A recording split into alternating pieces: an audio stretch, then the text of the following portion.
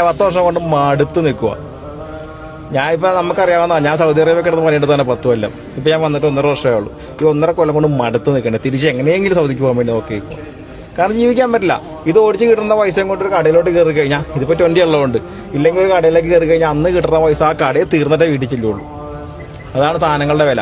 എങ്ങനെ ജീവിക്കാനാ? ഇവിടെ ജീവിക്കാം ഒന്ന് കാശുള്ളവർക്ക്. രണ്ടാമത്തത് കുടുംബം നോക്കാതെ ഈ വെള്ളം അടിച്ച് പോയതിൽ കിടക്കണവന്മാരില്ലേ, അവർക്ക് പറ്റും. അവരുടെ കാര്യങ്ങളെല്ലാം കൃത്യമായിട്ട് കിടക്കും. കുടുംബത്തിന് വേണ്ടി ജീവിക്കുന്നവർക്ക് ഇവിടെ ജീവിക്കാൻ പറ്റത്തില്ല. ഇവിടെ ബുദ്ധിമുട്ടെന്നാൽ വളരെ ദാരിദ്ര്യമാണ്. ഇവർ അതിദാരിദ്ര്യവും ഇല്ല എന്നാണ് കേരളം എന്നല്ലേ പറയണേ. അതിദാരിദ്ര്യമില്ല. ദാരിദ്ര്യം ഉണ്ടോ? ഉണ്ട്. ദാരിദ്ര്യമേ ഉള്ളൂ. ഈ പുതിയ സർക്കാർ വരികയാണെങ്കിൽ അടിയന്തരമായിട്ട് മാറ്റം വരുത്തേണ്ടത് നടപ്പിലാക്കേണ്ടത് വില കുറയ്ക്കുക, സാധനങ്ങൾക്ക് വില കുറയ്ക്കുക.